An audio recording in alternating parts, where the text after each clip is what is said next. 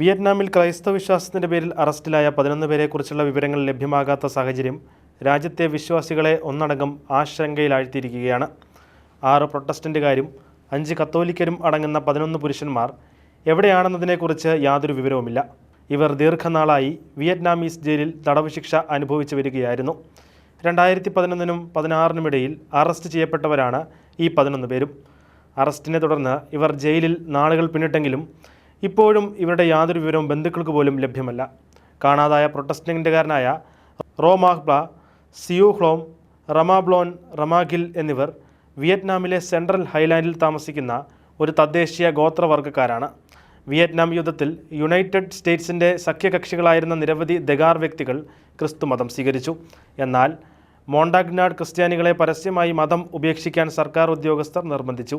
ഇതിൻ്റെ ഭാഗമായാണ് ക്രൈസ്തവ വിശ്വാസം പുലർത്തിയ ആളുകളെ കമ്മ്യൂണിസ്റ്റ് ഭരണകൂടം അറസ്റ്റ് ചെയ്തത്. കാണാതായവരെ കൂടാതെ തടവിലാക്കപ്പെട്ട മറ്റ് 4 ക്രിസ്ത്യാനികളെ പീഡിപ്പിക്കുകയും മോശമായി പെരുമാറുകയും ചെയ്തതായി USCIRF റിപ്പോർട്ട് ചെയ്തിട്ടുണ്ട്. 2018-ലാണ് മറ്റ് മതവിശ്വാസങ്ങളെ നിയന്ത്രിക്കുന്ന നിയമം വിയറ്റ്നാം കൊണ്ടുവന്നത്.